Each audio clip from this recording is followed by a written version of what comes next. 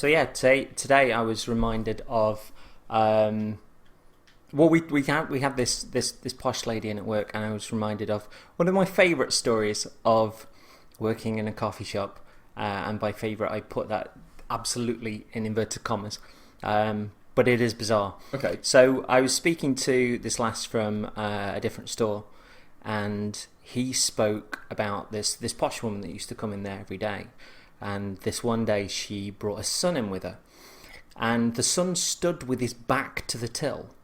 And so when she was placing the order and she got his drink from him, there were a few specifics of this drink, and the lad asked the son and just heard nothing back. And so the woman then asked her son, he spoke to her, and she then related that to the lad behind the till. All a bit bizarre. So the day after, the woman comes back in on her own, and the lad I was speaking to said, "Is son all right yesterday?" She was like, "Oh yes, he doesn't acknowledge service people." Oh.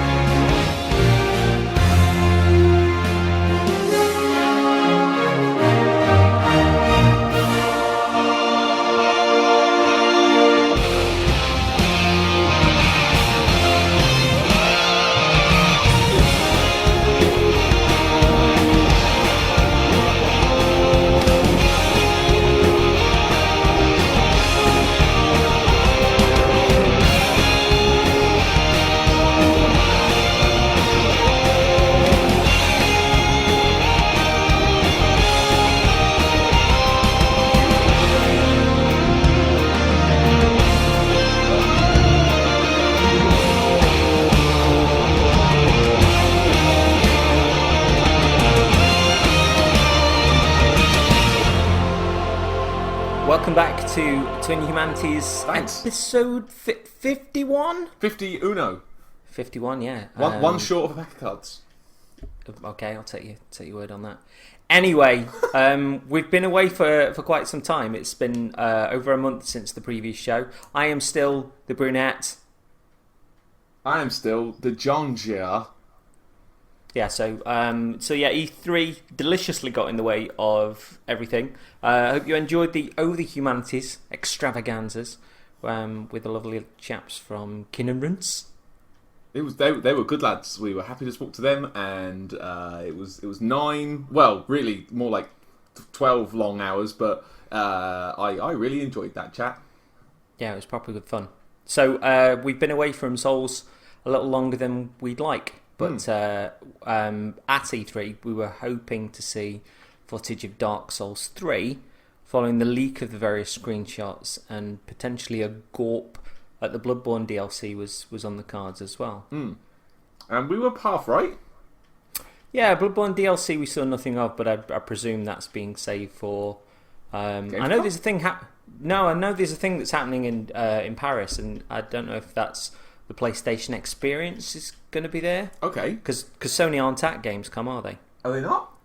No, I know they're not doing a show. I think Microsoft has ducked out of Tokyo Game Show, and Sony's ducked out of Gamescom. So I think they're stepping back a little bit and letting each other sort of have the limelight a touch. So. Oh, that's odd. You'd think... No, I can... kind of makes sense, but with Sony Bloodborne, out of Europe. Europe's their big territory. That's odd. Yeah, but anyway, they're waiting for, yeah, but they're doing their thing in Paris. So I think they're still going to be on the floor showing games. Oh, but I suppose, they're not having a presentation in the same way as Microsoft have got the titles that they held back from E3. True. Which were Crackdown, Quantum Break, Scalebound, yeah. I think, and apparently they've got other stuff there as well. But yeah, I think Sony are saving theirs for Paris. So anyway, I presume that's where the Bloodborne DLC is going to be, and I'd still wager that'll probably be the end of the year. Possibly. Well, I don't see how it could be any longer than that. With it being DLC, it's only DLC, isn't it? It's not like it's going to. We're announcing DLC. Wait 2 years. Yeah, but that just sounds like we're shitting on people that develop games. We're like, DLC's easy, isn't it? It's half done. You just got to just move some bodies around and say it's DLC. There was a Destiny thing where a journalist was asking about increasing the size of the boxes in the vault, and he was going like, "Oh, can we have that? I presume it's not quite as simple as just drawing a few extra lines below it." And he was like, "No, it's actually a degree more difficult than that. You have to colour the boxes in as well, don't you?"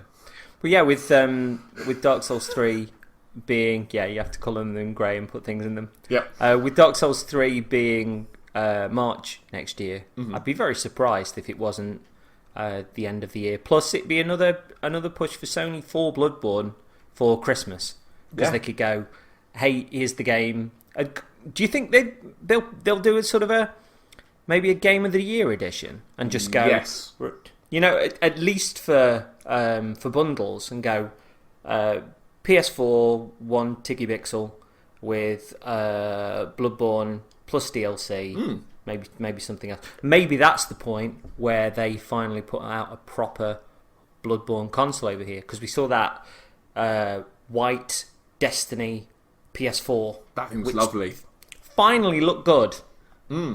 There's too many consoles that just look wank over here, and then you see things like that Metal Gear Solid one, the which red looks one, a bit sexy, and then there was that PS4 was nice, wasn't it? The PlayStation 1 version. Oh my god, yeah, seeing that in the flesh was a thing to behold. PlayStation Grey, yeah. No, I can see them doing that. Maybe doing the like the Artorias of the Abyss edition for Dark Souls 1, or the Dragon's Dogma Dark Arisen thing. They'll maybe do the same thing, like Bloodborne Lots of Blood edition or something. Well, presuming we just get one chunk of it, because whilst we had that, just the single dip that happened with Dark Souls, we had 3 versions for Dark Souls 2, didn't we? True. We have, it's essentially one chunk. Yeah. I can see him doing more like 3 areas. I can see him doing more like one thing for Bloodborne. I don't know why. It just feels like it would have like one big area. Like Dark Souls 1 did with the adventures in the past. Like, I can see it being one solid area. As someone who's finished Bloodborne, would you say that there's something in the lore that you think maybe wasn't there, or an area that you think maybe could be brought into the game to tie things up in the same way as the Artorias stuff did with the original Dark Souls? Because the original Dark Souls was fucking brilliant, but that DLC, man. Yeah, the thing with Bloodborne is that, I'm thinking about it now, I am, and there's a few small loose ends, like there's characters you sort of get alluded to, you don't really find out an awful lot about. Lawrence, particularly, I don't really see him as being all there apart from a name. There's stuff there, but I don't know, like, what extra there could be, because it closes off quite nicely. It does the Dark Souls 1 thing. There's a couple of endings, but they're all pretty good. They're all pretty not final, but like, they're like, yeah, okay, that's what happened because of what you did. Like, okay, cool, I get it. I don't know, because like you cover a lot of ground, with Bloodborne. The story goes up and down all over the place, and you do cover an awful lot of ground. I don't know from a plot point of view what is missing. I mean, I've only really been through the entire game 1.5 times probably now. And I'm not as like ridiculously familiar with the lore as I was with Dark Souls 1, but I don't know. Then again, if I'd have played Dark Souls 1 the first time around, I don't think I'd have noticed the Artorias stuff missing. Like, I played it, I had the privilege of playing it all in one big go. I don't think I would have been able to pick out that's what's missing from Dark Souls 1. With the Dark Souls stuff, there were characters that were alluded to, like Artorias, and his legend was there stating that he crossed an abyss and disappeared. And obviously we saw the abyss when we fought the Four Kings fight. But it's also kind of cool to have it as like as the legendary thing that you sort of hear about. It's like, oh, that guy was cool, and it's cool to meet the guy. But I don't know. I can't think of an equivalent in Bloodborne that we're missing. I can't think of like. I mean, there's maybe like the hunter Ludwig, for instance, maybe. But I'm happy with him being a bit vague. I don't want to know about him and find out he was really all of the beasts forever, all the time, the whole time. Ha ha ha! Like, no. I tell you what I'd like. because I know they cut out the Umbasa line from the fight with Gascoigne, and if they are plugging DLC into the game, I'd quite like more of a tip of the hat towards Demon Souls. Imagine if the DLC was just Demon Souls HD. you find an Archstone, you go through it, and then you're in Demon Souls again. Like, oh, okay, cool. Stop it! I'll have to wander off and have a sit down. So I think that might be part of the reason that I've bounced off Bloodborne a little bit subconsciously, because you're expecting maybe it to be more demonsy, or not in game terms, but is it because they've thrown an Umbasa at you and then taken it away? Yeah, exactly that. I thought in the same measure that Dark Souls 2 has little tips of the hat towards the world before, and even though Dark Souls 2 is a completely different world, it's the world unmade and remade, and time has passed, and legends and whispers, and maybe one character from as previously seen. But I would like something that alludes to this world that was full of magic, forbidden magic that fell, even if it's like a distant land, and that that it coming back again is the tainted blood, it's just arriving in a different form. It's a curse from a different land, and I don't know. I will say that Bloodborne has story beats that negate that possibility. Oh, okay. Yeah. Not to, again, because obviously you've not got that far. Keeping it closed, it does close off pretty well. Okay. It's not as open to interpretation as you think. It is pretty. I mean, the reason there's not that, and there are Bloodborne lore videos and things out there, but there's not as many speculative ones, because a lot of it is you can work out not right answers, but pretty solid answers from a lot of the item descriptions, and the things that you see happen, and bits of text that people have pulled out. It's got its own reasons for things happening. Do you think that's why? Because from what you're saying, it is a little more cut and dried. That people going from Bloodborne and then following the From Souls legacy through, often backwards, as people appear to be doing it. More than you think, yeah. that folks are, because they've had the full story previously, when they're given intimations of the story, that they're actually still there's still that momentum to tie things together, maybe even more so because they've gotten these little bullet points, these little strands of things, and they're trying to tie those together as they play through a similar but different game. Maybe, yeah. I agree. Yeah. So yeah, we saw at E3, we saw the Dark Souls 3 trailer. As we predicted, it will be at the Microsoft showing, and it was, just as Dark Souls 2 was a few years previous. You win a cookie? I found the trailer a bit uninspiring, to be honest. I like the bit at the end where the king sat up or was kind of pulling this giant sword along. I like that bit. That was pretty great. But outside of that, it's cool to see it, moving, but a little bit vague for now. It's a little bit vague. I'm excited for it, but a little bit vague. It was more of a suggested tone than anything, I think. A proof of concept. Mysterious, certainly, but less flag waving than. Do you remember that Game Trailers event a few years ago where they announced Dark Souls 2, and you saw the Fram Knight wandering through the forests and wandering through caves that were that were skulls, and that was a real kind of like fucking hell. That cave's a skull.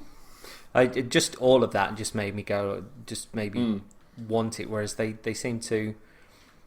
I don't know if that trailer was a little more vague, following the screenshots that it had, that had happened sort of beforehand because of that leak. Maybe they just pulled it back and re-edited that and wanted to be a little more subtle.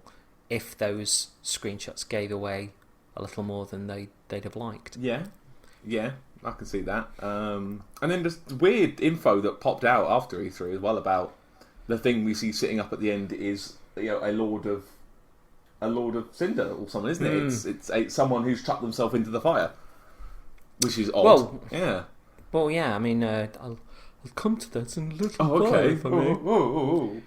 Someone's done some planning, haven't they? Yeah, I've done some reading. I turned up. Yeah. This is how it works. Listeners, I'm going to be experiencing a lot of this with you. Don't worry. Yeah. Our audience member is also on the other microphone. Oh God, have I become one of those shitty YouTube reaction people? I have, haven't I? Oh God, my entire output is, oh, that's cool. Oh fuck, shit, we have to start. Seriously, I'd imagine that if you did a Ginger Reacts to channel, it would probably be more popular than this. Oh God, it will. We need to start this show again. I need to go and read all this and come back. Yeah. I feel bad. Further information turned up when the Souls Illuminati (brackets not us) were called to arms to watch gameplay, taking notes and sharing questions with none other than Hidetaka Miyazaki himself. Those bastards. Lucky bastards. And I know a couple of you are listening, and you're all lucky bastards. Do they still listen? Yeah. You think? I hope so. Lucky bastards. Someone tell them that they're lucky bastards. Anyway, it was interesting to kind of cherry pick various perspectives from tweets and vids, with Dave Klein and Terramantis' vids sort of being my sort of personal favourites in that regard. Mm-hmm. But shortly after, Dark Souls 2 was listed with a cover for Edge magazine, including a rundown of the meeting, the mechanics, all that kind of guff, which shed a little more light than I'd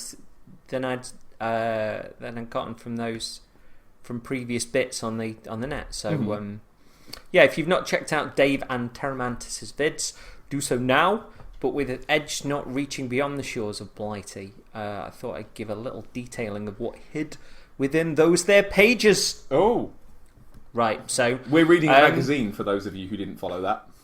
No, I've kind of surmised a lot of it. So anyway, this article is very well written. I'm going to hack it to pieces, and if there's this game, right? Yeah. There's certain quotes in here, but if there's any points where it starts to sound absolute wank, it's because I've written something different. Right. So the leak pre-E3. I know we can. You know the leak of Dark Souls 3? Pre-E3? Yeah. Yep.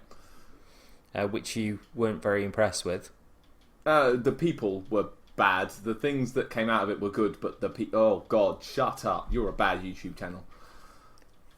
Carry on.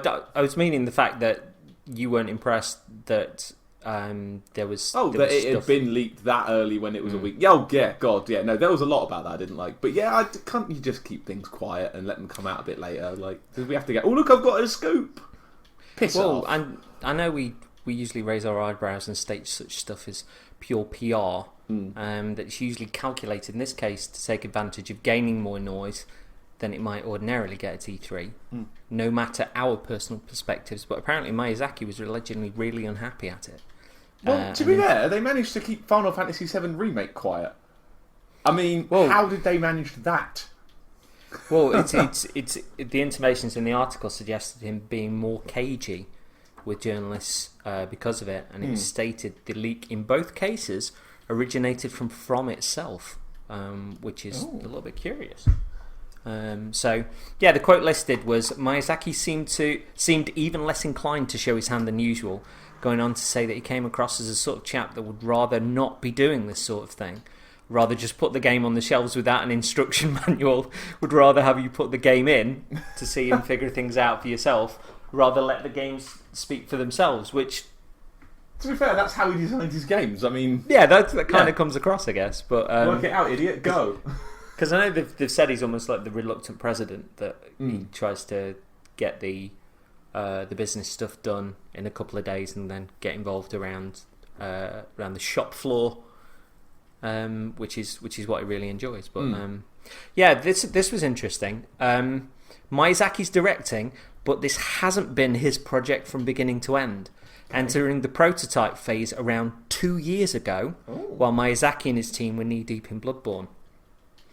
It says, with Bloodborne DLC in the works, it may seem that Miyazaki is directing the Dark Souls 2 team here, but that isn't quite the case. Miyazaki said, From Software doesn't have a strictly connected team system. So I know some people were pointing out the A and B teams between Dark Souls and Dark Souls 2. The team is optimized for each product. There's no shifting of entire teams between the previous product and the next. New staff joined us after Bloodborne or after Dark Souls 2's DLC. It feels like a new team to me. New co-director Isamu Akano, who worked on the ill-fated Heavy Battalion Connect thingy. It seems, reading between the lines, for all intents and purposes, he's kind of managing the team. It doesn't sound incredibly creative. It just sounds like he's managing the team. It said the nuts and bolts appear to be under the brilliant talents of Dark Souls 2's Yui Tanamura. Epic Name Bro mentioned on his podcast recently that Tanamura takes a lot of shit for Dark Souls 2, the original vanilla version. But it's stated in the Dark Souls 2 design works, the Japanese version, that Tanamura came in and saved Dark Souls 2. Given that he was listed as co-director on the original, but sole director on the DLC and Scholar of the First Sin, I think that sings pure fucking choral, and I'm absolutely delighted. Yeah, because that's all the good stuff, isn't it? Really, I mean. Yeah. Well, there was lots of. There were clearly decisions to be made over a lighting engine, which we can only surmise that the regular consoles were struggling with, which came back into play with Scholar, and even when I had a go on a pre-release version of Dark Souls 2. Even with all that stuff taken out, this not the alpha or beta, whatever it was. This was a couple of months before it came out, but turning left and right really was sluggish at that point, which sped up considerably for the final version. But I wonder if that was just aimed at an audience that was already there for 360 and PS3, maybe with a little fear of investing everything towards PS4 and Xbox One too early. I don't know. Or maybe they just thought, right, we'll go for that afterwards. Get it working here first. And yeah, I can see that maybe. Yeah, try and get the most out of what they've got first. Sort of like what happened with God of War 2. They had the engine, they're like, right, we'll make God of War 2 on the PS2. PS3 is just around the corner, but we'll finish it on the PS2, and then we'll move up. We've got a good engine, let's make the best thing we can, rather than sort of, make mistakes on newer hardware. I can respect that. Okay. Yeah. So Miyazaki said, Tanamura is doing some map designs with me, and he's giving me advice on how we should manage bringing across some elements from Dark Souls 2. While I was supervisor on Dark Souls 2, I made sure to keep my distance, so his experience is very valuable to me.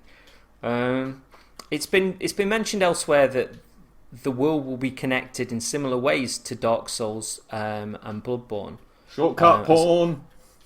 Yeah, as opposed to Dark Souls 2 and Demon Souls worlds. But beyond the mechanics, I'm wondering if this is going to be kind of the pretty pink bow around the previous games. Bringing an end to the life is but a dream cycles of death and rebirth. And some articles have suggested that the flame itself is not being relit, but it's either dying or has died.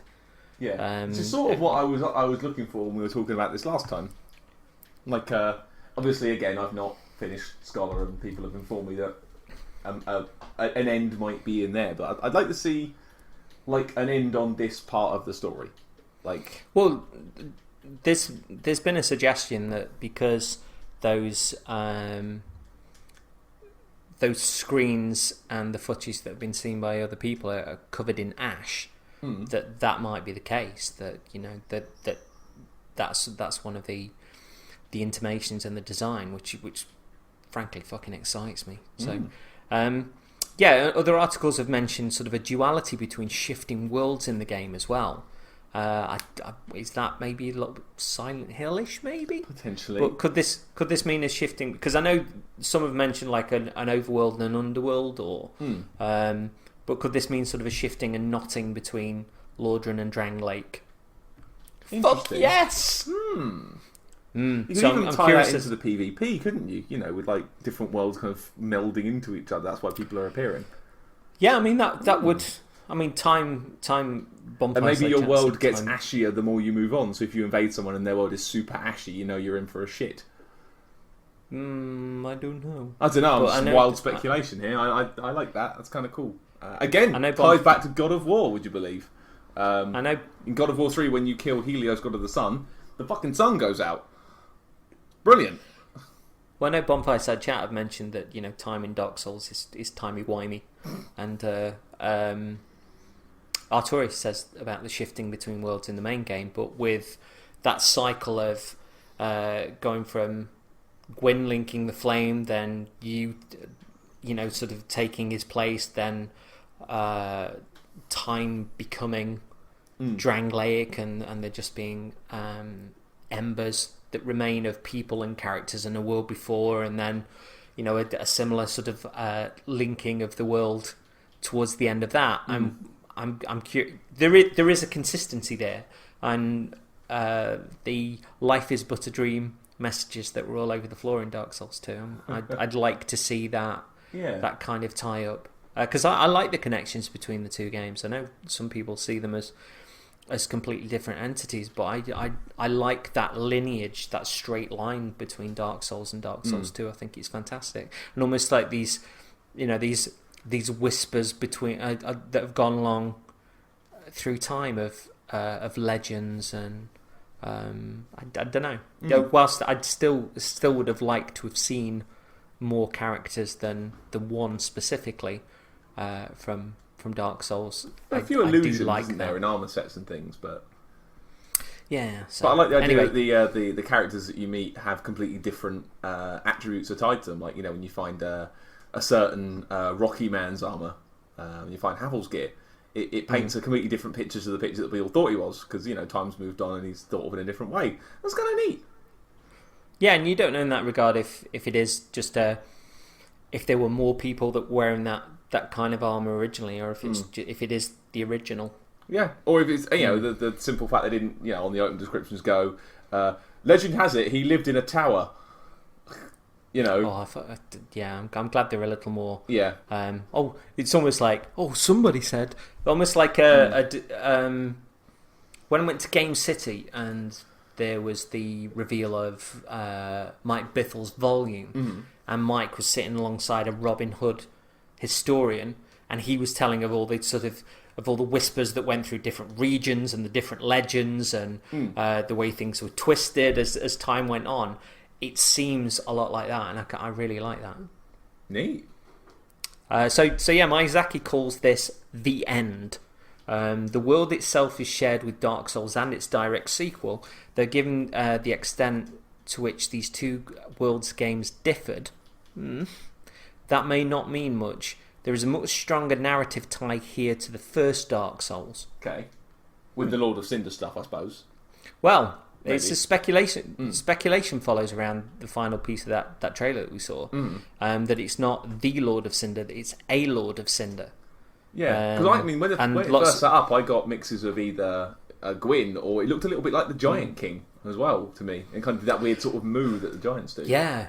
I suppose if you're binding the worlds like that, you could put the giants and Gwyn sort of together. Maybe it is that almost that time is so fractured that everything has cracked and died and turned to ash, and everything we knew before had been twisted and manipulated and bound together. Are we going to see where the giants came from?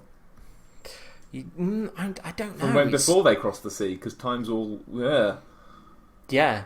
Giant because Vendrick went across the sea for a reason, and whilst it was egged on by Nishandra, and we know that he came back with the ability to form life from things that were seemingly inanimate, whether that would then be golems, or putting that towards his experiments with the dragons, or trying to break the human psyche and try and find the soul itself, and the clue to memory, to living, to and all the atrocities that he did thereafter. All that Aldia stuff. Yeah, I mean, I love that stuff. That's some of my favourite stuff in the game. Do you know what I like? Experiments. That's why Seath was always cool. Experiments! Let's have some more of that. I think the thing is that a lot of people can say that the Dark Souls 2's story is either not there or bland compared to Dark Souls, but we never really saw much detailing of Seath's experiments. We saw the those sort of Cthulhu ladies, and we saw an awful lot of books. I mean, I think as well the thing with Dark Souls 1 is its own story on its own, isn't it?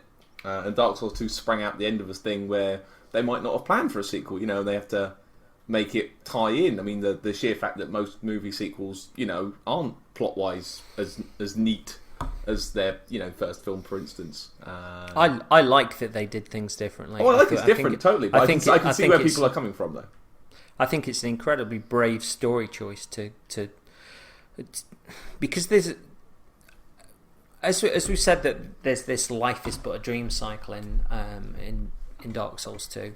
I like the fact that there's almost this rabbit hole there. That the more that you notice and the further you dive, it's almost more obtuse than the original Dark Souls in that regard. But the more you start to pick up on, the more it became really, really personal to me. Yeah. I like the fact as well that it's not just one generation on; it's several generations on. Thousands and thousands of years, and Kingdoms have arisen and Kingdoms have fallen. And it's an indeterminate amount of time and an indeterminate amount of generations on. None of which civilizations ever seem to have managed anything more complicated than really good swords.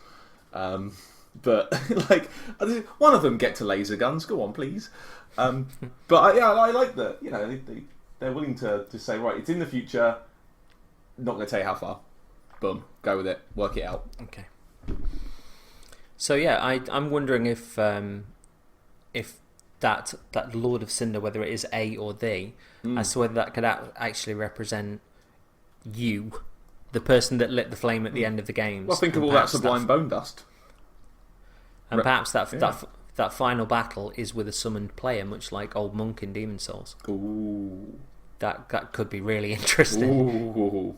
Yeah, I'd quite like, because at least that way it is somebody else that's, linked. Could potentially have linked the flame. Oh god, what a great post game. Oh, beat the game, then just hang about and wreck people. It would be cool, right? If a lot of that was down to, say, the game reading a save, and if you have completed Dark Souls and Dark Souls 2, the game will then put you as the final battle for Dark Souls 3. Remember your hideous character you made? You're going to regret it.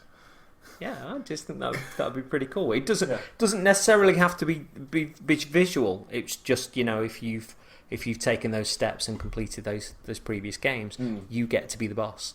It's probably a bit obscure, but I still quite like the idea. Yeah.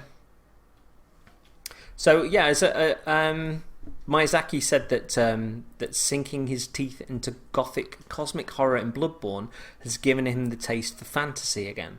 Okay. I wanted the chance to observe its characteristics from a different perspective. I think that's what makes Dark Souls 3 feel unique. So yeah, not a retread or an obligation to shareholders. Our boy has the bit between his teeth. Yeah, boy. Yep, I quite like that. They said that combat is more agile than before, hinting of a Bloodborne influence in that regard. Backstep is quicker, sword swings quicker. The HUD was disabled in the demo that they were shown, so there's no real way of telling whether there were penalties for stamina, damage, etc. to match the extra agility. And obviously, this is still an early version. A pair of scimitars were found on a corpse at one point in the level, and when dual wielded, provide a level of grace and speed unmatched in the previous Souls games. Ooh. They can also be deployed in a spin attack, a tornado of flashing steel that, when properly timed to account for its wind-up animation and correctly spaced to allow for the step forward at the start, can clear a 4-strong mob of enemies. Okay, now sounds like that Cestus spinny punch move you can do. Okay, I don't think I've not really gotten into the power stance stuff in DS2. Do that? Oh my god! No. So you've got two Cestuses on, and you press. I think it's L2. Obviously, when you press L1, it does the little 1-2 jab that's really good for breaking through someone's guard. But you L2, did show me that. I remember. Yeah, the spinning Street Fighter Shoryuken punch. Yeah, I remember now. More of that, please. So the article then says, this is powered by Ready Stance.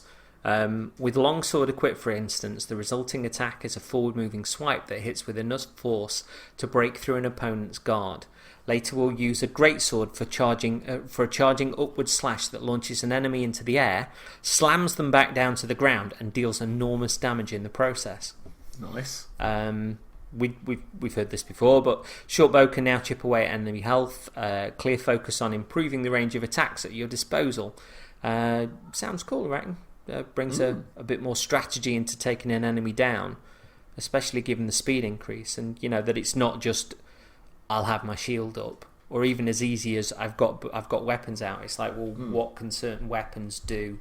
That's what Bloodborne did incredibly well. It gives you options and flexibility, even if you've only got the one weapon equipped. There's 100 different things you can do with that one weapon, with the transforms and the flips and all that. And that's what more of that. Yeah, I think given that there's a smaller range of weapons than are in Dark Souls 2, you might get a greater idea of how to counteract something that someone's holding, or I don't know. It just sounds like PvP is just going to be a world of fun to watch on that.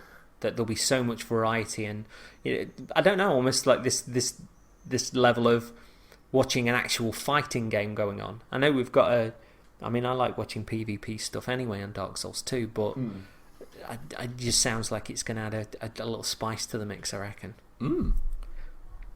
So there's still going to be one really strong weapon that no one can work out how to beat. I doubt it's just the way of things. There's always one. It wasn't really in Dark Souls, was there? Well, I don't know. Have you fought a Santia spear user back in the day? Fuck them. Fuck those guys. No, I'd still say there are different ways of taking people down. Definitely. I've not seen anything that's insurmountable, given the right, the right.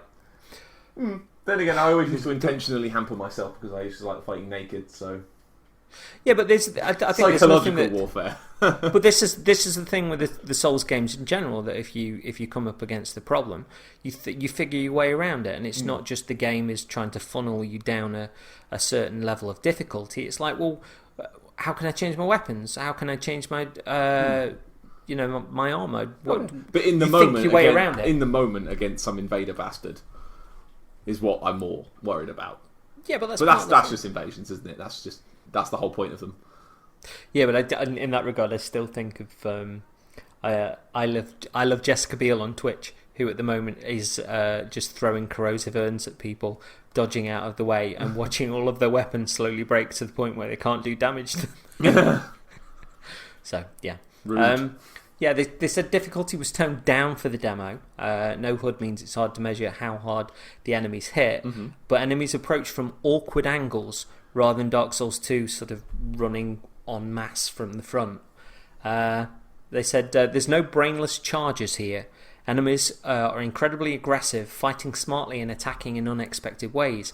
One spear-wielding knight, for example, stops poking at us from behind its shield and closes in with a two-handed dash attack instead. What? That's awesome. Bastard. Well, so it sounds like the gold standard for enemy placement for me was in Dark Souls 1, and would you believe it's that very first bit of you go up from Firelink Shrine. Those first 6 guys on that ledge teach you so much, and they do so much for those guys. There's one hiding behind a wall, there's one that jumps at you, there's one that throws stuff at you. Like I still play that bit and think this is really, really well designed. Like these enemy placements, they catch you if you're not paying attention. I've seen so many videos of people going, yeah, I got him, and then another skeleton will jump on them from the back. Like brilliant, and that's what I want more of. Like clever enemies that will trap you. Well, in that regard, I always think of. Certainly Demon Souls and Dark Souls, where the enemies are quite happy to just keep the shield up. And if we're talking Dark Souls, there's those guys when you go up into the Berg, past where the dragon lands, and just to the right on that little square before you go down and see the merchant that sells you the clubs. Those two guys there barely let that shield down up until the point where they realise that they can properly fuck you over and give that solid like like aggression with the spears. They but are yeah, you're right. Trolls. They do stand there going, look at my shield. Look at it. Look at it. Identify the design. Look at it. You're not looking at it. Look at my shield. Like a fucking toddler. But yeah, from that first point where you go up from Firelink, you're right. It schools you in various ways that enemies can attack, how you can be surprised by them, how you don't take them for granted, and then when you move up and you apply that to the enemies that you've gotten thereafter, you become more comfortable with it. But when you get to those shield motherfuckers that I was talking about, all the rules are off again, and before you know it, this guy's firing at you with flame arrows. Let's not forget the wonderful Black Knight moment that everybody has. I can have this fucker. He's not looking. Oh. But again, when you trace that line sort of through, it's incredibly impressive. So applause. Thank you.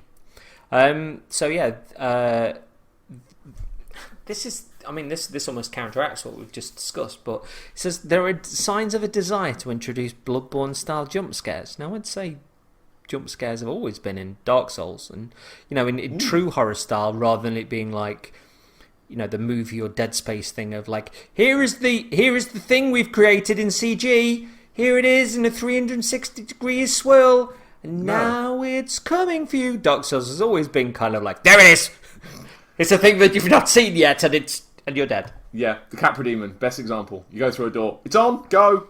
What? Dark Souls 2 has a couple of those as well, doesn't it? The Scholar from last episode, when you're wandering around in the bottom of the Bastille in the water, it's like, oh look, there's a Flexile sentry. Oh Jesus, why? Just wanders around the thing, calm as day, and just hello. Like, why? Where? Scholar's got a few moments that you'll find later on, which still make me shit myself. So I know that they're coming.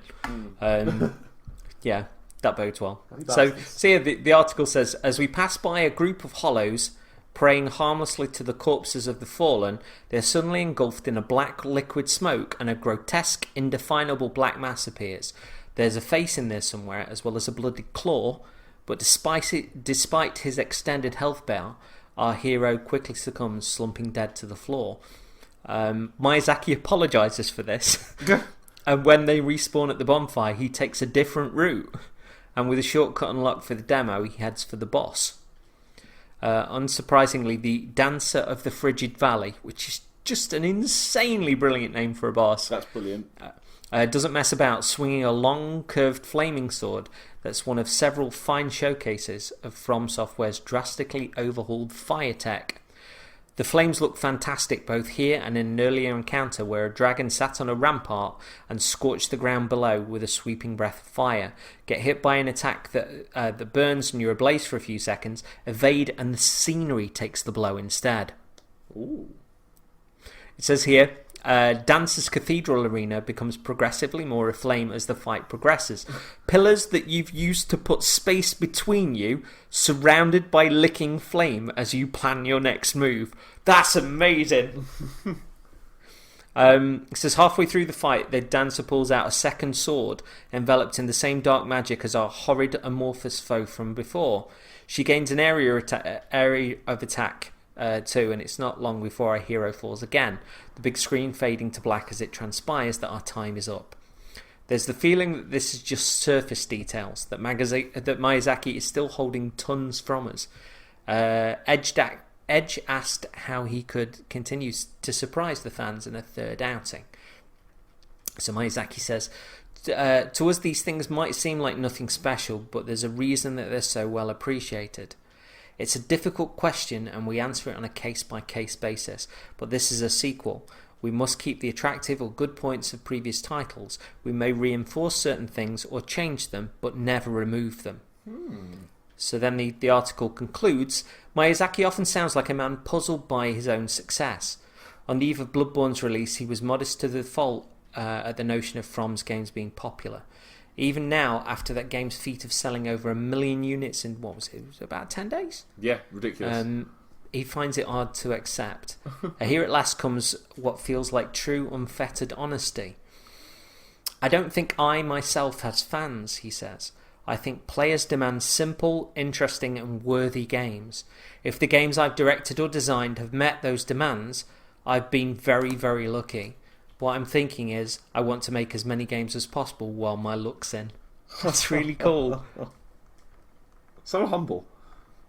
Yeah, that's still cool. So yeah, that's more or less the Edge article. If you are in Blighty and they've still got some copies on subscription, buy them because there's some pretty pictures to go with it. And obviously, I've bastardized a good chunk of this, but I got some of the previous ones with the Bloodborne and Dark Souls 2 stuff, and it's just nice to kind of read this stuff beforehand and get at least a taster of what's coming. And I'm sure if you're not in Blighty, I'm sure some madman's probably put it online somewhere as well. Yeah, spoken about it with this podcast. Tell people, please, we want to get up to 6 listeners. Thanks, Mum.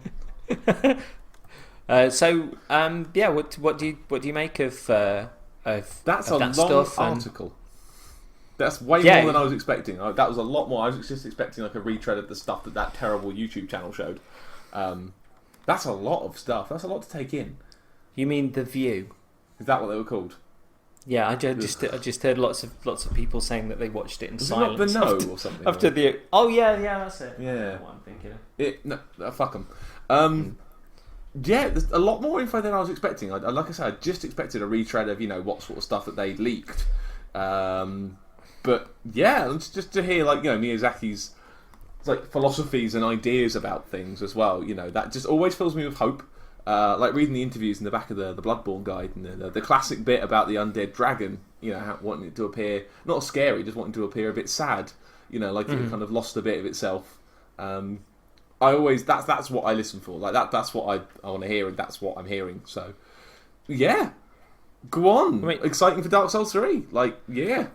I mean, in mechanics terms, it sounds like it's got sort of a speed of Bloodborne. It sounds like that there's the strategies that are there in Dark Souls 2 are still in play, but that there's perhaps a degree of extra pace in there that you've got to.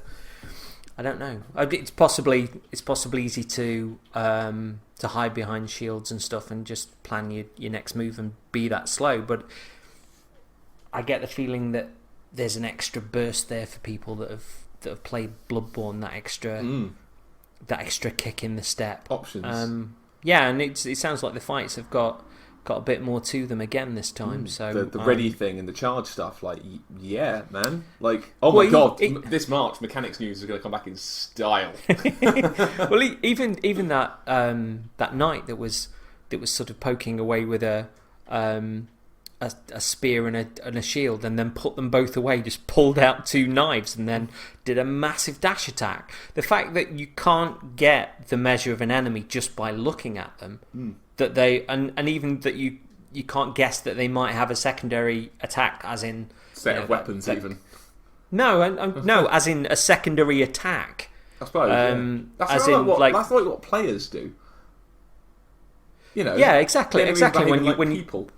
Yeah, well, if you previously saw a knight with a spear, you might imagine that you get stabbed at, but there was possibly like a jump attack, or there might be something that they were holding back.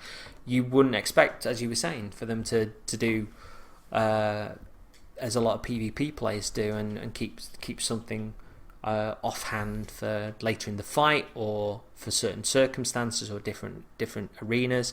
That just sounds really, really exceptional. So, yeah. But as for the game itself, I know a few people weren't that fussed that there was a Dark Souls 3 and that it was coming this quickly, but that's really enthused me for the game to come, and it sounds like Miyazaki's refreshed, having done Bloodborne and done something a little bit different. He's looking at fantasy. And he's looking at Dark Souls in a slightly different way. I'm chuffed to mint balls that Tanamura's still involved. Because you know what I think of Scholar of the First Sin. I think it's fantastic. Well documented. Yeah, and I don't know. I'm double up for this. It seems, rather than something that was created to appease people on the board of directors and in financial markets from and Namco Bandai, it feels creative, and that's what I like about it. So I'm up for this, and also, like I say, having the directors of Dark Souls 1 and 2 working together on the new game just really excites me. Take 2 bottles into the shower. I don't know why it sounded a bit like that is the joke. That was strange. Yeah. No, anyway. So yeah. Scholar of the First Sin then. Okay. So my own little run in that. I'm knee deep in New Game Plus at this point. And whereas I've bounced off many acclaimed new releases, which we'll go into in the next The Humanities, even to the point of outright hating some of them. No releases.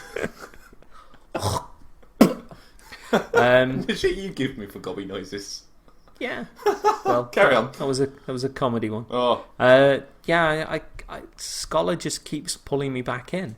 I've even today when I reached Undead Crypt, a level I bloody love the changes to. They're so subtle yet so brilliant, and I fear it as much as I adore it.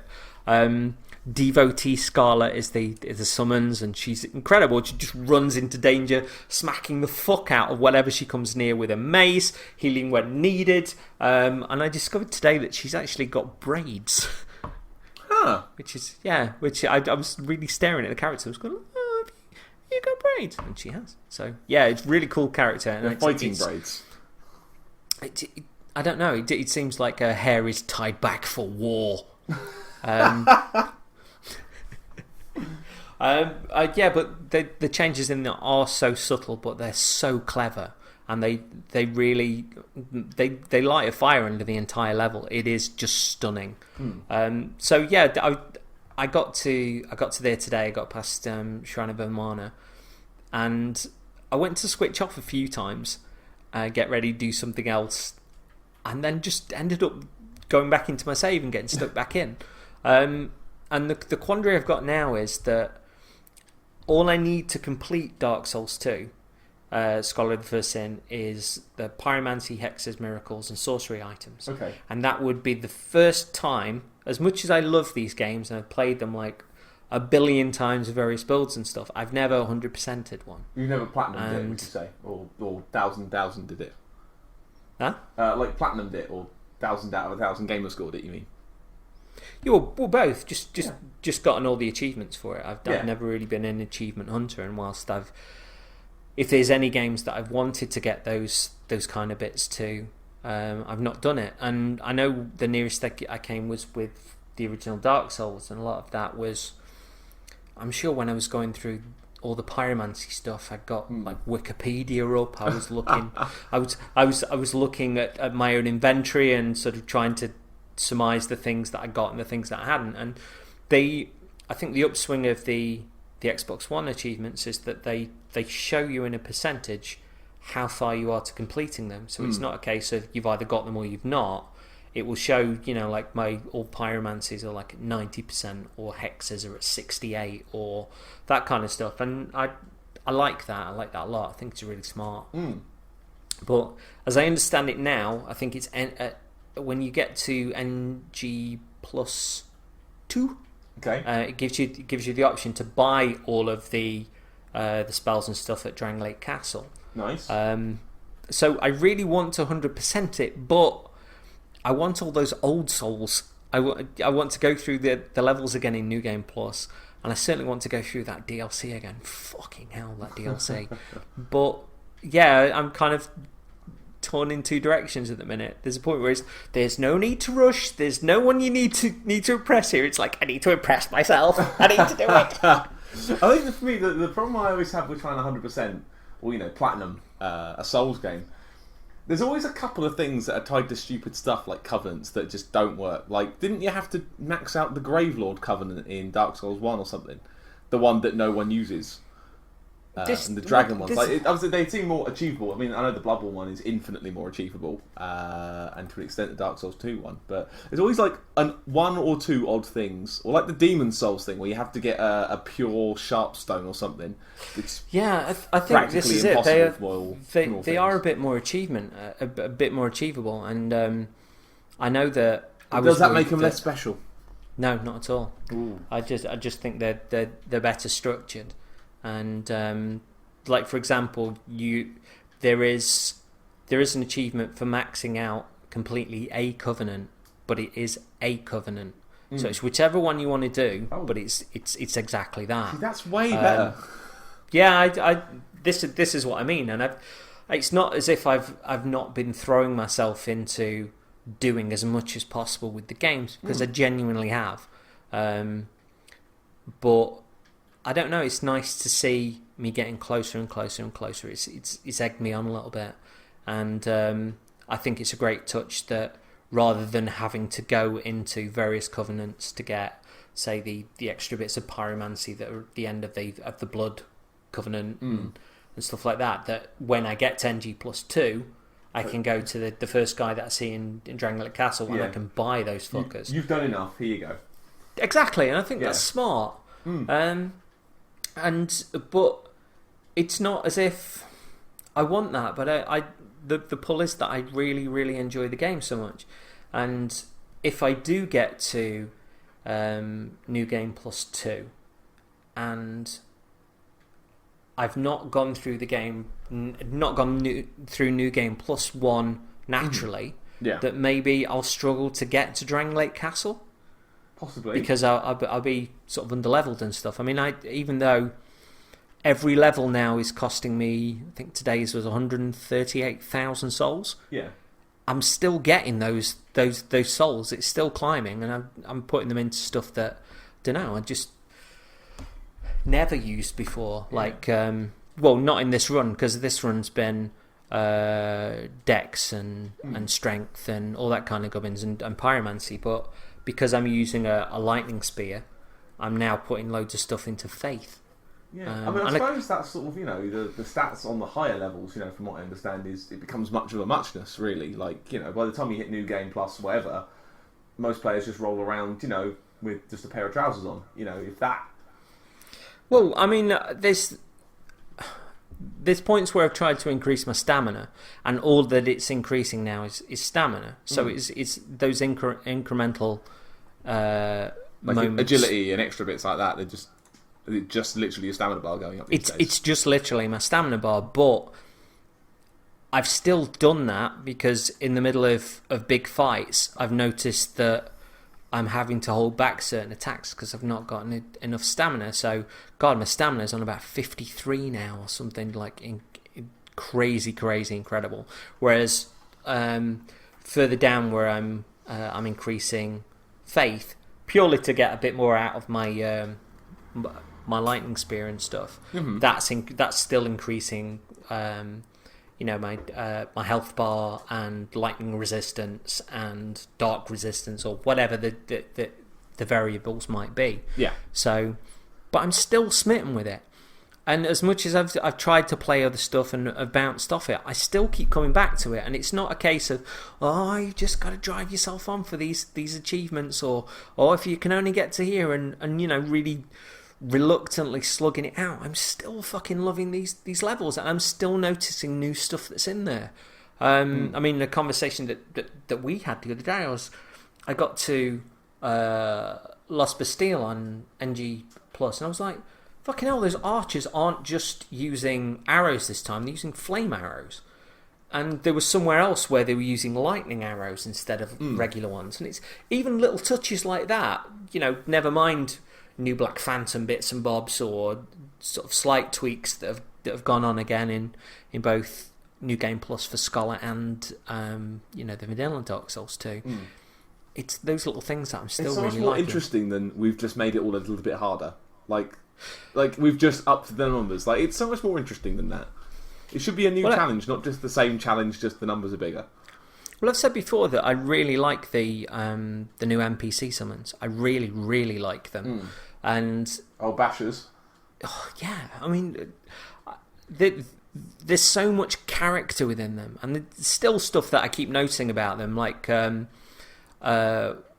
of them in the fight with Mithra, when she was defeated, rather than just disappearing or waving, because they do sort of gesture now, he throws out a bit of pyromancy, and when the pyromancy sort of bangs, he disappears. Nice. That was it. It was is it Jester Thomas?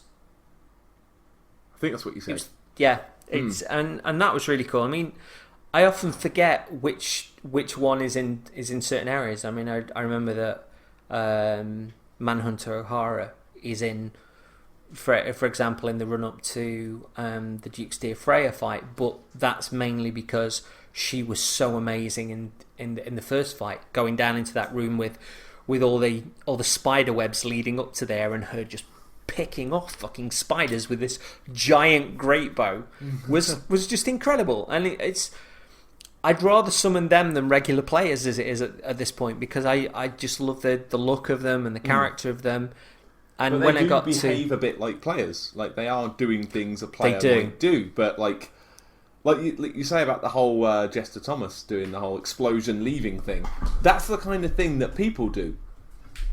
Well, there's one of them that's even drops the chimes. Really? They like thank you. Yeah, just give me a minute. I'm closing the curtains.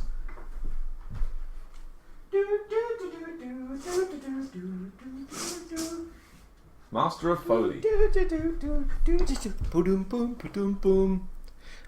So yeah, Tea breaks over. Yeah, don't you mention that fucking tea around me. But yeah, and I'm still finding stuff to make me smile and make me interested in it. And it's fun to see, again, more and more people discovering Scholar of the First Sin.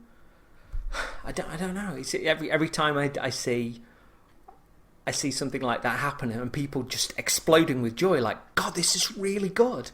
I mean, on Twitter the other day, Guy Woodward retweeted a few bits by the Fat Consoler, who was saying sort of how much he'd loved it and stuff. And I don't know, every time I just get this sort of tickle in my stomach. It's like, fucking hell, got another one. It's like it's your baby, isn't it? Like, they like him. It does. I mean, it sounds uppity to say that, and I don't want it to seem like, oh, we've been banging this drum for 8 score years now. But Scholar of the First Sin's really personal to me, and I've said before that all emanated from a bit of listener interaction we had from Neoloki, I think it was, who said about the dementia thing with Lucatil. Yeah, that's exactly it, and that suddenly, their own personal tale of their stepdad being a real hero to them, but now their stepdad can't remember the times that they shared when they were a child, and realizing that this wasn't just your cliched curse of darkness and dying, and that this was a people that were losing their minds, their memories, that everything it is to live, and of a king who, in my mind, goes through all manner of atrocities, being betrayed by darkness, crossing the sea and stealing something, trying to split the human soul, trying to carve apart the dragons, everything to try and find an answer for this, and the sheer lengths that he goes to for his people, even involving a number of his people in those atrocities. And when you meet the man, he's lost. He's fucking lost. And whilst he can be seen as the villain of the piece by many, for me he's almost Dark Souls 2's Artorias, and that you're going on beyond the things that he fails to do, and I wouldn't say you're rescuing his legacy like you did with Artorias, but you're certainly taking things to an end game that he couldn't achieve. And when you find out with the DLC that within those 3 crowns, when they're combined, there's the ability to not hollow. So if he hadn't stormed into sort of a land across the sea and essentially started a war, if he'd negotiated further afield, he might have found the answer to all of this. And that continues to fucking resonate with me. And the game, I just think is masterful. The remix is just a joy to play, and I'm enjoying seeing people find that. and even if they've not got that same connection to me with me as the story, that they're just plain enjoying this game, that From's been brave enough to go back and just pull apart and make it work so much better, rather than just sticking it through the 1080p 60 frames per second machine. Yeah, I know that's a bit of a rant, but I just love this game so much. So, but yeah, we played a bit, didn't we? We did play a bit. This was the Huntsman's Corpse. And we should probably leave this bit with a little bit of an apology.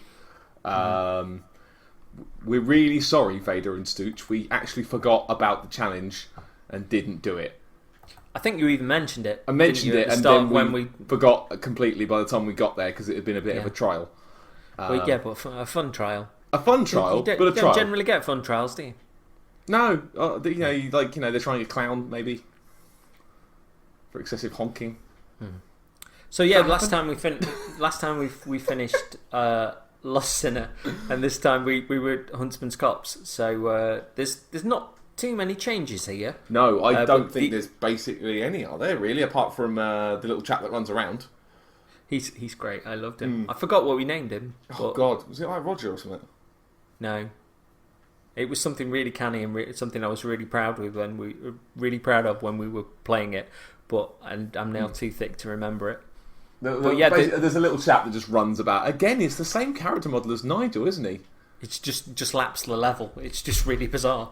But the enemies are far more aggressive, and they will find you much quicker than the originals.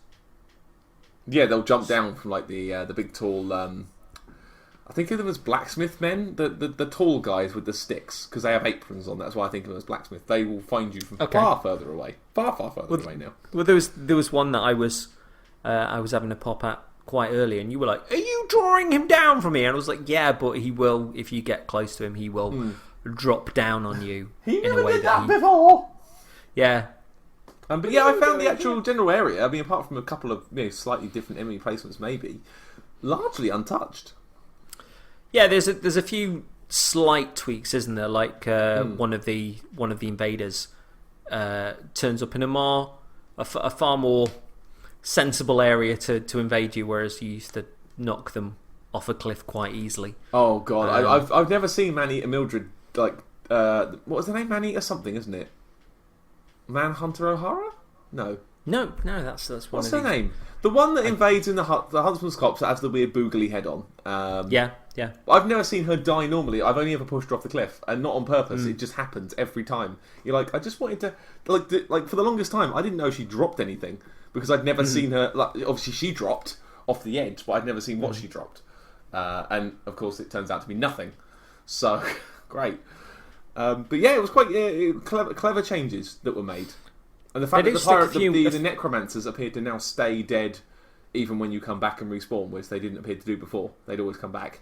Well, there do seem to be a few enemies hiding in other places. I mean, they said that in that article they were saying that Dark Souls 2 just tends to throw things at you from a forward perspective en masse, and I don't think that's the case in Scholar at all. We saw people hiding on top of huts and tucked behind trees, and enemies that would run in from you from behind, and dogs, and hanging off the edge of stuff, waiting for you to walk past.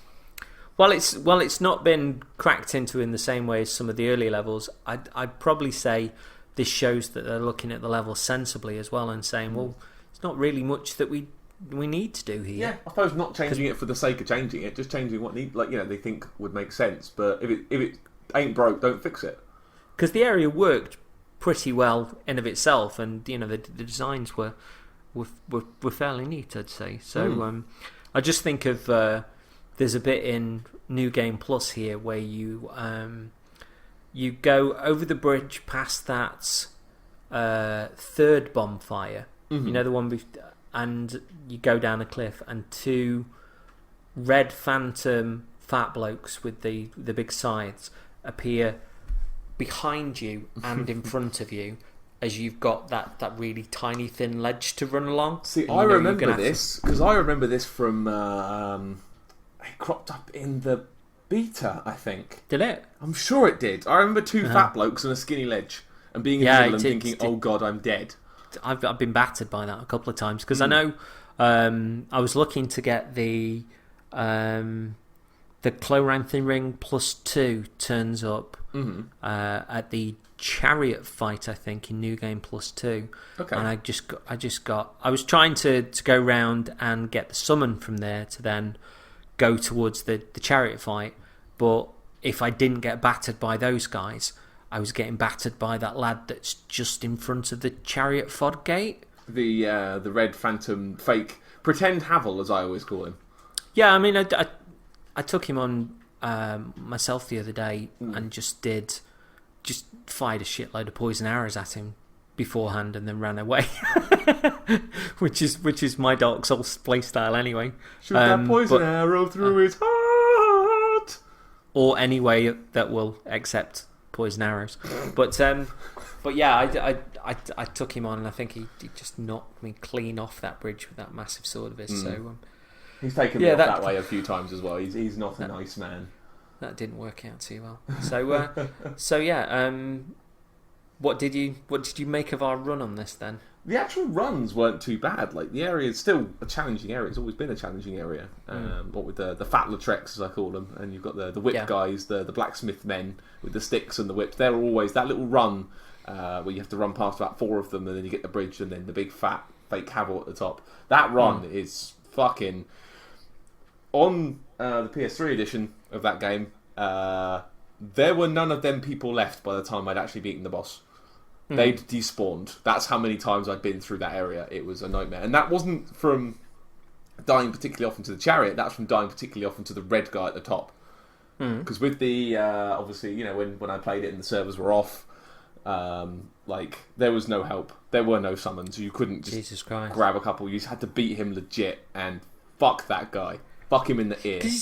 Because you see, I've seen people like when I've been watching the Pierre Creates Twitch stream, and he just took on all of these bosses without help, which you know, I humongously applaud that, because you know I part of the enjoyment for me of the original game has been with the summons, and I think he's going through that to try and take, you know, the likes of Lucatiel and stuff through their quest line to get those achievements in New Game Plus. But watching the skill of that man take on some of the enemies, it's just a caliber beyond the gameplay I'm capable of, really. Well, to which I reply, right, in the opposite way it's usually used: get on our level, get back to where we are, and make us feel better about ourselves. Stop being an immortal god beast. Like, fail occasionally. I thought you were saying that to me because you played all this stuff offline before, you know, when you had review code. Look, it was hard. I beat it, but it wasn't pretty. It was hard fought, and there are still scars from that. You know, smelter demon. I'm in the corner on the TV. I've got I Love Jessica Biel on Twitch doing one of these devious invasions, and not just throwing urns at people, but just chucking out poison mist, poisoning people, and then breaking all of their equipment bit by bit. It's terrifying to watch, and it is the reason that I'm glad I'm playing through my solo game on Xbox One. But I realised today that when we go through this on PS4 in co-op, that there's a good chance that we could get invaded, but because everybody on Twitch is playing this on PS4. Yeah. Everybody that's doing PvP invasions, and let me tell you, neither of us are good enough to survive on this. No, we've never been that good at this, have we? So yeah, we then went into co-op Bloodborne, and this was an interesting. Yeah, time. this is a bit different, isn't it? The Bloodborne run's going a bit differently. Again, it had been a long time since you'd played any, and to be honest, it had been a long time since I'd played any, because the last time I played was with you a month ago. So I was a bit rusty myself, you know, and I've been on my particular half of things, I've been using the guide and trying to do all the quest steps, you know, to get all of the appropriate loot. You've missed so many you don't even know about. It's brilliant. You're going to kick yourself. But I've, like, you know, I'm trying to do it bit by bit, but it's kind of changing how we're playing a bit, because, I mean, obviously I'm I don't want to lead. I don't want to lead you through the game because that is completely the wrong way to play a Souls game. You shouldn't tell someone, right, we're going here now because this is the next place you have to go. Like, you have to work it out yourself. And if you do play things in a backwards order, that's fine. But that's how you played it. So I found myself, for example, when we logged in, I said, right, well, where do you want to go? And because it's been a while, you didn't know, so I sort of outlined a few areas, and we just picked a direction and off we went. And I was sort of thinking as we were going through this, and I'm wondering if that's the right way to be going about this run. Well, to kind of hop, skip, and jump back a little bit. The last time that we had a sojourn on Bloodborne, I ended up getting hit by a sack of people and going into a jail. Yes. Which I got beyond. And but I had to say, you were on call, weren't you? I was like, right, okay, do that area, I'll see you later. Yeah. Because there's no way I could have come there and helped you because that wouldn't have been right. I was like, nope. So we then defeated Vicar Amelia together, didn't we? I'm sure we covered that before. Have we not covered that? I don't know. I'm just trying to. Okay, we beat Amelia. But the point that we were at, one of the options that we could go to was a boss that was in the jail. Oh yeah. And so we headed to it, and I didn't realise. Yeah, I kind of thought, which was hilarious. Like in the lead up to Vicar Amelia, there was kind of a big graveyardy bit, and I presumed that the boss was maybe, because I didn't know what the boss was. I presumed that the boss was maybe in a building that was beyond that. But suddenly I saw something get up, and I was like, fucking hell. That giant trash pile stands up. So yeah, the big crackly hairy dog type beast. What's it called? Dark Beast Parl. Okay. As Guy Woodward so eloquently put, a mad as fuck wank demon. That's pretty good. Brilliant. So we jumped into that, and I say we flattened him in no time. Pretty much you flattened him in no time. To be fair, that was, with the fact that we were distracting and keeping him down, he was, frankly, a joke. And I have put a video up online that I was really proud of when I beat him without using any vials, and I was just really happy because that's never happened before. But like this second time, I was like, actually, this is a joke when you know how to do it. Like, it is an utter joke. And I'm kind of like, that's why I had a little bit of a twinge. I thought, is this right? Because, like, you had the one, you jumped in once, you fought him once, and he absolutely creamed you, didn't he? And that's the proper way. He's supposed to cream you a few times, and you learn him. The way we did it is we wandered in. You have to fight him properly when you fight him. I can't sort of stand back and let you kind of get hit and then jump in and save you, because it doesn't work, because you'll just die. Like, you have to go in and you have to fight properly against these guys. But the fact we were doing it properly means he was just like, I think he got in maybe 2 attacks the whole thing. I don't know. I mean, I know that the bosses in general, if you can distract them, then a lot of this stuff, like when we fought a few of the others, it was one distracted, the other would nip in, one distracted, the other nipped in. But this was the quickest that we'd taken one down. It was like less than a minute.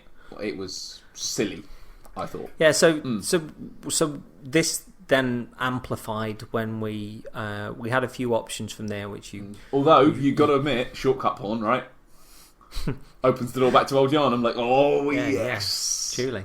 Shortcut porn. But we then went. You gave me some options as to where we could go, because you didn't know where we were. Like you couldn't remember which directions were open, could you? To be fair. Well, I didn't know. I mean, I presume in the main game you don't know in general, and you just start wander about until you find a way that works. Yeah, you start going through the levels enjoyably, probably leveling up as things go along, and then you're like, oh, that wasn't there last time. I'll go down there. Yeah. But we then went to what appears to be a huge level. Yeah. This is the Forbidden Woods. This area, as anyone's listening knows, this area is not small. It is probably one of the largest areas in a Souls game ever. And yeah, things were still eating at you a bit, weren't they? Yeah. Again, we were getting through this area way better than we really should have been. I remember my first time through the Forbidden Woods, and I was significantly higher leveled at this point. My weapons weren't as good, but I was a bit more experienced at that point. Let me tell you, it did not go anywhere a quarter as well as how we were doing. Each encounter, each enemy, each new set of dudes was its own challenge, its own puzzle to work out. its own series of horrible frustrations and misery. There's a bit quite early on in the Forbidden Woods where you've got a team of about 6 or 7 of the white-garbed peasants with a couple of dogs. There's a couple of guys that are chucking oil. And we were walking through them, like utterly walking through them. I think that is something to do in part with the fact that, you're using your big smashy hammer. I've got my quite well optimised arcane cleaver that's doing, frankly, stupid damage for this point.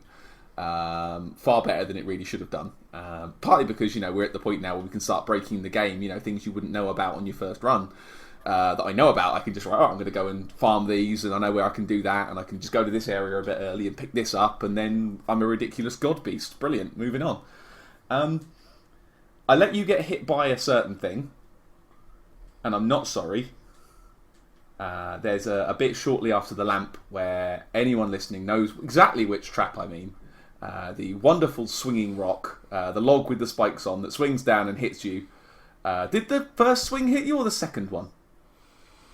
I think it was the second one, actually. I certainly didn't know what was coming. Yeah, I saw you walking towards it and chose to say nothing because everyone deserves to have that happen. Like, just once. And I remember the thing swinging down, and I think you dodged the first one, and the second bit where it breaks off the ladder and smashes off the ledge. Just seeing you get caught, and I think you had a magical pixel of health. I don't quite know how you survived it. And that was worth it because I cackled like a madman at that. That was brilliant. Like, that was more like, this is what's supposed to happen. You're not supposed to know what's coming and have anything. You're supposed to walk into this crap and learn by, walking into it. And that's sort of started compounding as we moved through, and we kind of got to the point where we got to the village that looks a little bit like Resident Evil 4. And we got invaded by someone, and we beat them. We beat them. It wasn't a clean victory, but it was a victory. We beat them. And we were really kind of rollicking through it. It was only a stupid error that cost us the run, really, in the area with the cannon that shoots down the street. It was only a couple of silly errors there that took us out. And that's when I started wondering. So, the fact that we're playing it in co-op opens it up to invasions. Now, I remember when I played the first time, I did not get invaded once. I didn't summon at all, I don't think. Maybe once, possibly for a boss, maybe Rom. But I don't remember having to fight off a single invader. I don't remember having to deal with that. My focus was right. This is the level. I'm going to immerse myself within the level. I'm going to really kind of take the time and gel myself into it and explore each nook and cranny and explore every little way. And I think the problem with having me there with you is that it's kind of discouraging that natural exploration that I think you do in a Souls game, where you do look round the corners and push the edges. And I think when we're working together, of course you can go and explore the edges. But when we co-op, we're on limited time. We're not going to have the 4 or 5 hours you could, spend. We've both got, real life things to be doing. So I think there is I don't know, do you feel like there's an urge to kind of get on with it when we're playing together? I mean, because we've got a lot on our plate on co-op, really, at the minute. Let's be fair. Well, this is the quandary that we're going to open up to the listeners. Would you like to see us continue in Bloodborne as we are with Scholar, co-oping together, or me heading out on my own and maybe Pad jumping in occasionally? I mean, I'm still not there with Bloodborne. Yeah, and I think this is why. I honestly believe that my presence, completely non-maliciously, is affecting how you're getting on with the game, because you're not learning its rules and learning its edges by yourself. The way you're. Let's not be the kind of guy that say you're supposed to play it this way, but yeah, you are. You're supposed to, learn the levels yourself and learn what the boundaries are and explore. You get the thing of, I found an area, rather than someone going, there's an area there. But even beyond sort of this stop-start nature of our co-op, even if I played the game to a certain point and then you jumped into wherever I'd ended up for the hour or so that we're going to co-op and then talk about it. The issue that I have with this is that I'm still not inclined to play Bloodborne of my own volition. I've still there's not that desire that's been there in Demons and Dark, even Dark 2, beyond before sort of Scholar. And obviously I am obsessed with Scholar still, of course. And have like a huge sort of personal connection with it. But I'm still not. There's not a desire for me to press on in Bloodborne. It's just not there. And but I'm fully aware of the fact that this may hit me further down the line. That'll find a moment where it's like, fuck yeah, and then all of a sudden I steamroll, or a point where sometimes you get games and it's not the right moment for you to be playing them, and then fucking hell, I had things like my family were quite fractious from even being a kid, and I get very, very down to when the skies start getting dark, and then I've got November, December, January of birthday, Christmas, New Year, which are really difficult times for me. And for some reason, I stopped playing survival horror games at that point. That's what you need. Yeah, I finished Resident Evil one Christmas, smacked off my tits on Quality Street. And now, as much as people might associate Christmas with Jesus or Santa Claus, I'm like, the helicopter guy. Oh my god, we were going to have a beer. But Tekken 3 for me. I'm wondering if it could be one of those games further down the line. But there's because it is Miyazaki, and because the Souls lineage, it's really kind of tearing me apart that I don't feel a desire to press on with Bloodborne. Yeah. And I know it's a nice situation to be in, because we knew that was going to happen before Bloodborne and Scholar came out, because they were coming out within 2 weeks of each other. But it has surprised me that the levels that Bloodborne just hasn't gripped me at all. And as you mentioned, that may well be because I'm not constantly throwing myself at it, and getting to that point where fucking hell, we were listening to that new episode of Chet and John, and listening to John Denton really rave about how much he's loved Bloodborne, how it's kicked on, how he loves the combat, how it. He doesn't like Souls, does he? Really, as a rule, No. But beyond that, I mean, I like John. I like hearing him enthusiastic about games, and I got enthusiastic about Bloodborne from listening to him. Compare things to even like Mario and stuff, with some of the design decisions and. But I don't know. It's genuinely tearing me apart a little bit. Here's my take on it. I am willing to stop playing with you to make you have more fun with it. Like, I genuinely think it's going to knock your socks off when you get it. I think when you finally have that moment where you sit down and it's like, right, it's happened. Like, I think that obviously the pressure, because we're only playing it co-op at the minute, our time is limited. You just need, like I did when I first started playing it, when we got it back from the Sony thing, I think I sat there for about 6 hours. And I lost myself. And I there's bits of that game I remember vividly, getting lost by myself and having all that. And I just don't think you've had any of those moments yourself yet. But like I say, the issue is that I'm not wanting to play it of my own volition. Suck it up, nerd. That might be the case, and I'm fully expecting that as, when, and if that moment kicks in, that I just cannon on and probably restart again. And start noticing stuff and really, really tie up in the lore and see what everybody else has seen. And maybe there's some Ponzi part of me that's so attached to Scholar that I'm backing away from Bloodborne because it seems like it's everybody else's rather than mine. I honestly don't know, but I'm open to being a so we'll open this up to the listeners then. So do you think we keep playing co-op, or should I back off and wait and be basically the strong arm backup if necessary? I perfectly don't mind coming in to help kill a boss. Like I've been there. I've needed the help. Rom is coming soon, and dear God, there are times when you need the help, but going through the levels, I don't think is when you need the help. Yeah, so drop us a message on Twitter and let us know. Drop us a line at twinhumanitiespodcast@gmail.com. Just let us know, and we'll take it into consideration. Definitely. I think that's the best thing because I genuinely think you're going to love this, and I think you need. I want you to love it, and I know you will. I know you will, and I want you to have the best time you can with it. And it breaks me apart that you're not. It really does. So, yes, quandary. Plus, we've got to talk about Cthulhu gods and shit, man. Yeah. I will say, I'll interject here because I noticed it just a few minutes ago, but Sunlight Blade has received his silver play button from YouTube. Oh, go on, lad.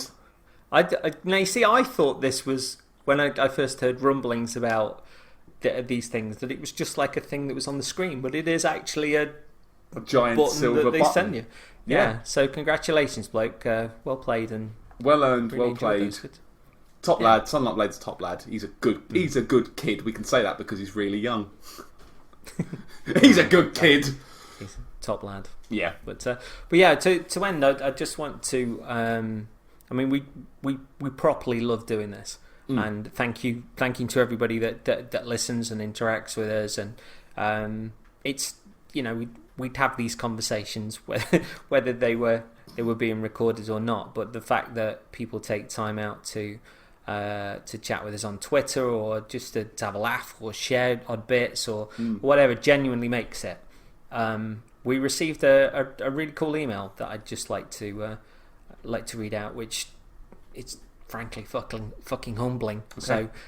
So yeah, this was from someone called Janos, who said, "Hi there, just wanted to properly say a big thank you for the hours and hours of listening pleasure you've brought me. From the early days when Paddy didn't know what humanity did, through to all the bro-opping and the humanitying, through the fevered excitement on the cusp of Bloodborne, right up to the current day, albeit most of this not in real time, as I found you guys late. I first discovered you through Bonfireside Chat, so the door does swing both ways. Really? And what a delight to discover a UK-based podcast when so many others on my list are from outside Blighty. I now live up in Nottinghamshire, having transplanted from prime cider country down in the southwest. You've in turn introduced me to several other excellent UK casts, but that's another story entirely. I even recently followed you into Destiny, a title that had completely passed me by at launch on the heels of your discussions of it, which means I'm super glad to see a return of Twin Destinies. I've been going through some very difficult and unpleasant life stuff, a situation that's happily now looks to be over, allowing me to start picking up the threads of my life and emerge from something of an interaction blackout. During this difficult time, your podcasts have always brought me joy and pleasure, in a very real sense providing light in some very dark places. Getting to listen in on your friendship and banter has lifted my heart when life has beaten me down, so I wanted to let you know how much you've meant to me. Congratulations on your 50 episodes, and I hope whether it's 50 more or 50 times 50, you keep having an awesome time. Thank you so much, Janos." Oh man, fucking amazing. I mean, from a personal perspective, part of my connection to souls has been learning to counteract depression, or in the case of my you know, of realizing that if there's something insurmountable, that there are steps beyond it, or else, you know, losing myself in a world completely and phasing this one out. My connection to Dark Souls 2, particularly Scholar, is based around the curse and even things like the Shrine of Amana with the, you know, the creatures that got their head underwater, and of sometimes that's what depression feels like when you're in this bubble where you can barely breathe, and you know, the fireflies and the song, all of that is a huge connection. So knowing that our little natters and laughs and nerdy discussions can bring a little bit of a smile within some dark stuff really makes me happy. So and you know, thank you for sharing that with us and for dropping us that email. It's double cool, genuinely humbled, so thank you, Janos. It's the comments like that are the reason why I really love doing this. If I can make someone happy, I've done well. Yeah, I mean, we do this stuff anyway, but yeah, but yeah, thank you. If I can make someone laugh, even better. More on that next time. Yeah, you're yet to make me laugh. Oh no, there's something coming, and I might need your help, listeners. So we'll tell you later. We'll see. So yeah, I think the next thing we've got coming up will be some more of the Humanities. So I think that'll be next week, because we haven't done a "What have you been playing?" Because there's a lot to cover here. Yeah, I've got a lot to hate on. I've got a lot to love on, so that's good. Yeah, that could be good. And one of the things that you love is something that I hate. Yay! Yay! So yeah, thank you for listening. We'll see you next week. And don't forget to drop us a message or a line regarding where we should take Bloodborne and anything else you want to chat to us about. Just say hello and write things and repeat it out. We'll try and talk about. Bye!